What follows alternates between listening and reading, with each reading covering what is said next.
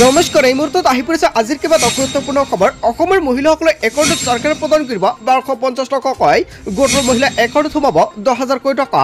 ঈদৰ সময়তে অসমৰ মুখ্যমন্ত্ৰী ডক্টৰ হিমন্ত বিশ্ব শৰ্মাই জনতাৰ বাবে কেইবাটাও প্ৰতিশ্ৰুতি প্ৰদান কৰিছে।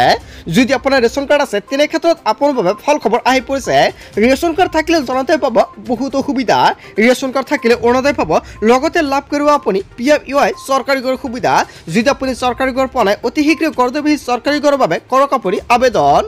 লগতে অসমৰ মুখ্যমন্ত্ৰী ডক্টৰ হিমন্ত বিশ্ব শৰ্মাই সকলোকে প্ৰদান কৰিব LPG গেছ কানেকশ্যন। যিসকল ব্যক্তি ৰেচন কাৰ্ড আছে সেইসকল ব্যক্তি লাভ কৰিব বহুতো সুবিধা। ৰেচন কাৰ্ড নাথাকিলে কৰিব পাৰিব আবেদন। লগতে কেইবাটাও ৰাজনৈতিক খবৰৰ লগতে অৰাজনৈতিক খবৰ যুগুত কৰা হৈছে আজিৰ দিনটোত। গোটেই অসম তথা ভাৰতৰ বিভিন্ন প্ৰান্তৰ পৰা যুগুত হৈছে কেইবাটাও ডাঙৰ খবৰ। এনেবোৰ খবৰ নিতৌ পাই থাকিবলৈ চেনেলটো ছাবস্ক্ৰাইব কৰি ভিডিঅ'ত এটা লাইক কৰিবলৈ নাপাহৰিব। আজিৰ আমাৰ প্ৰথম গুৰুত্বপূৰ্ণ খবৰ হৈছে অসমবাসীৰ বাবে এটা ডাঙৰ খবৰ। ৰাজ্যৰ লাখ লাখ মহিলাৰ বাবে ভাল খবৰ আহি পৰিছে। ইয়াতেৰে পৰা ৰেচন কাৰ্ডৰ লগতে লাভ কৰিব চৰকাৰী ধন। 1 তাৰিখৰ পৰা 10 তাৰিখৰ ভিতৰত লাভ কৰিব ৰেচন। আপোনালোকে সকলোৱে জানে এতিয়া ৰেচনৰ সময়সীমা বৃদ্ধি কৰিছে। এতিয়া 1 তাৰিখৰ পৰা 20 তাৰিখৰ ভিতৰত সংগ্ৰহ কৰিব লাগিব আপোনাৰ ৰেচনৰ চাউল। যদি আপোনাৰ ৰেচন কাৰ্ড আছে তেনে ক্ষেত্ৰত অতি শীঘ্ৰে আপুনি 3 মাহৰ চাউল একেলগতে লৈ লওক। যদি আপোনাক 1 কিলোগ্ৰাম কম দিয়ে তেনে ক্ষেত্ৰত লগে লগে দিব পাৰিব আপুনি অভিযোগ। তাৰ বাবে চৰকাৰে আপোনাৰ ব্যৱস্থা কৰিছে বা টোল ফ্ৰী নম্বৰ মুকলি কৰিছে। আকৌ 10 তাৰিখতে মহিলাসকলে একাউণ্টত সোমাব 1250 টকাকৈ। হয় বন্ধুবান্ধৱীসকল, 10 তাৰিখে লাখ লাখ মহিলা একাউণ্টত চৰকাৰে প্ৰদান কৰিব 1250 টকা, অৰ্থাৎ ৰেচন আৰু টকা একেলগতে লাভ কৰিব মহিলাসকলে। যদি অৰুণোদয় আঁচনিত আপোনাৰ নামটো অন্তৰ্ভুক্ত হৈ আছে তেনে ক্ষেত্ৰতহে আপোনাৰ একাউণ্টত 1250 টকাকৈ প্ৰদান কৰিব।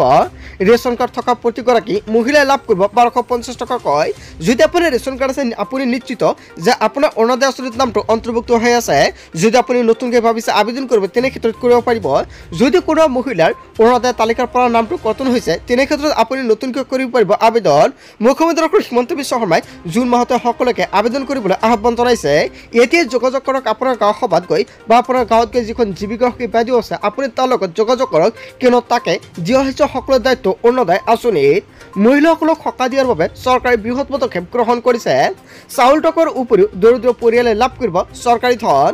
কেৱল এয়াই নহয়, নতুনকৈ ৰেচন কাৰ্ড পোৱা দৰিদ্ৰ হিতাধিকাৰীসকলে লাভ কৰিব চৰকাৰী ঘৰ। অসমত নতুনকৈ চৰকাৰী ঘৰ জিঅ' টেকিং আৰম্ভ হৈছে। যদি আপুনি এতিয়ালৈকে চেল্ফ ছাৰ্ভে কৰা নাই অতি শীঘ্ৰে চেল্ফ ছাৰ্ভেৰ জৰিয়তে চৰকাৰী ঘৰৰ বাবে কৰক আপুনি আবেদন।